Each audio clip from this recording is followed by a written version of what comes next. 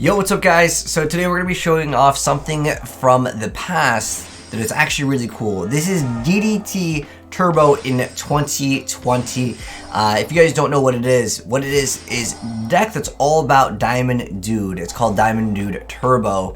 And if you're an OG Yu-Gi-Oh player, you know about this, drop a like on it because this deck is actually really cool. So what it does is it's all about using Diamond Dude's effect as much as possible, getting some of the most broken effects off of cards without actually meeting the requirements.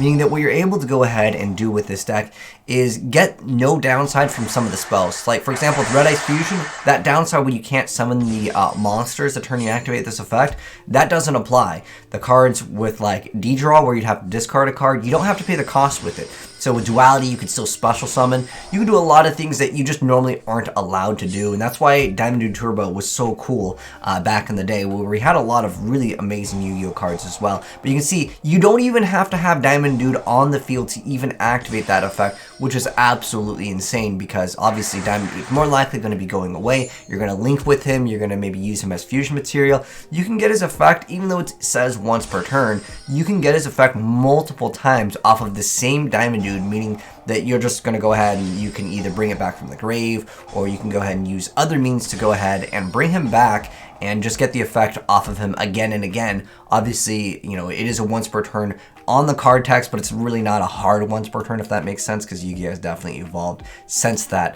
But if you're wondering, is it good against another like more competitive Yu-Gi-Oh deck? And I wouldn't say that the Sacred Beasts are what I would consider the most of meta, but what is meta is making it so your opponent cannot play Yu-Gi-Oh. So if you want to make it based more around this, you can definitely run it as a rank 4 engine with the S0 lock, because if you stall for one turn, Diamond Dude gets like any effective draw, but you can get the Regeki, you can get Lightning Storm, like you're going to be putting yourself in relatively a good situation.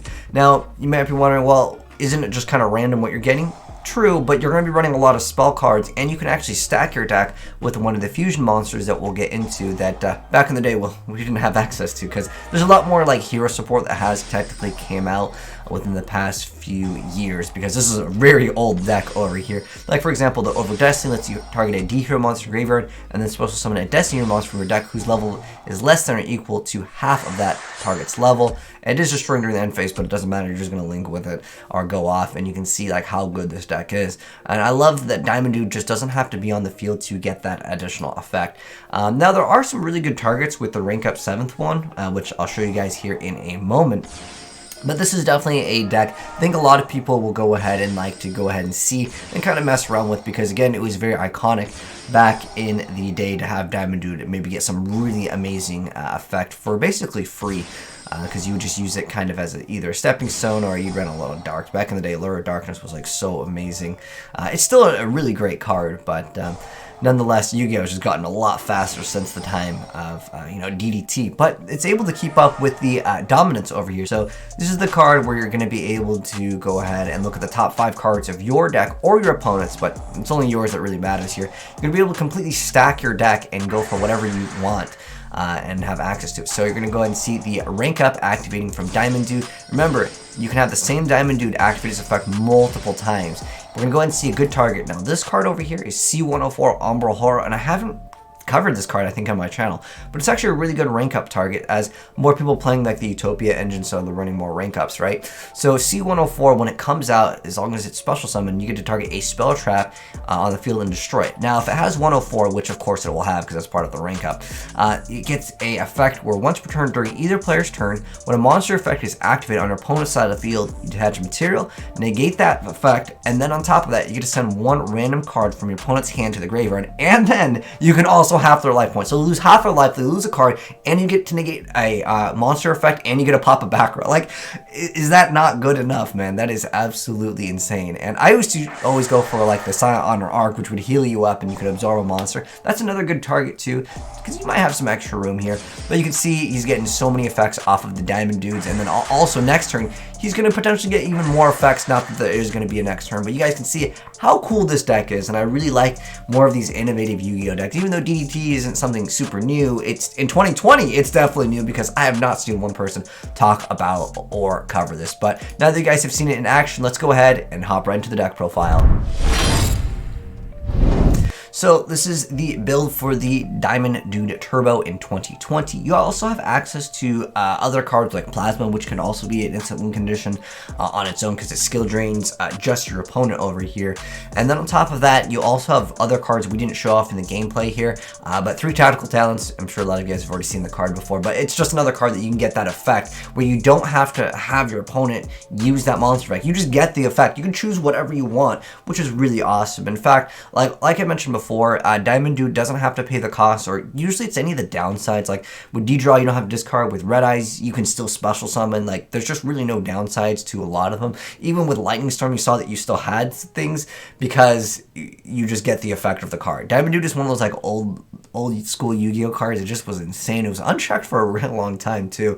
But anyways, here is the deck profile. Big shouts to YuGiOh for hooking me up with the gameplay as well as the deck profile. I'll leave him down below if you guys want to go ahead and give him a sub because he definitely deserves it for this. This is a deck that I really like. Usually back in the day it was like Reasoning and other cards like Monster Gate, but it has definitely evolved since then. I mean, Yu-Gi-Oh has gotten to be a lot faster.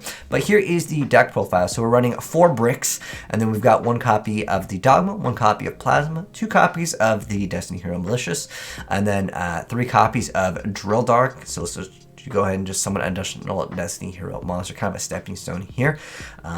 Great card indeed. And then we have 3 copies of Diamond Dude because it's Diamond Dude Turbo. Then we got Disc Commander. I don't know how I feel about this card with its errata, but it is definitely good if you're able to go ahead and like reborn it and get it back. It does have the awesome ability to draw double cards. But back in the day, it didn't really have that like once per duel effect. It was just, and also it cannot be special summoned from the graveyard the turn it was sent to the graveyard. Like there's a lot of downsides on the new Disc Commander. Otherwise, I'd probably play 3 of these if it had the old effect. Then we have 3 copies of the Red Eyes Fusion, 1 copy of Regeki, 3 copies of Lightning Storm, 3 copies of 3 tactical talents. We have 1 copy of Reinforcement of the Army, 3 copies of the D-Draw, 3 copies of Fusion Destiny over here. This card is excellent because you get to use your monster from your hand or deck as material. You get to destroy during the end phase, but it really doesn't matter that much anyways. And then we have 3 copies of the 7th one, and then 2 copies of Over Destiny. It's kind of like another Reborn over here for the archetype. And then we've got Reborn. By the way, the reason why you run this card specifically is you get to go ahead and special summon a Destiny Hero monster from your deck whose level is less than or equal to half of that. Since these are 8s, this happens to be 4. This also is 4. But that's generally what you go for with this. You're not going to be just getting these cards out because there's no level 16 Destiny Hero. And then we got Reborn and then the World Legacy Succession over here. And then we've got, for the other parts of the extra deck, Destiny Dragoon's kind of cool too. I made a deck back in the, it's kind of more of an outdated card, but the Dominance here, that's going to allow you to have access to your plays. But this card is still good because, of course, you know, these are part of the material, and it does have an okay effect. It lets you go and pop something. And if it's in your graveyard, just banish a D hero and you get to bring it back again. Then we got 2 copies of Dragoon, and we have 2 copies of Dystopia. We've got the Umbral Horror Masquerade lineup. Then we got the Utopia S0 Lockdown, and then the Dread Decimator, 2 copies of Cross Crusader, and the Verde Anaconda for, of course, the other Predator plant plays. But that's going to go ahead and wrap it up, guys. Let me know what you think of the deck. And I just love seeing things that are like, way back in the day when I really enjoyed like some of the competitive scene in Yu-Gi-Oh, just kind of make a return in the game. So if you enjoyed the video, drop a like on it. And if you are new here and you want to see more new Yu-Gi-Oh stuff in the future, subscribe, turn on that bell, and you'll definitely see more very soon. But take care, and I'll catch you guys in the next video. And I'm signing out. Peace.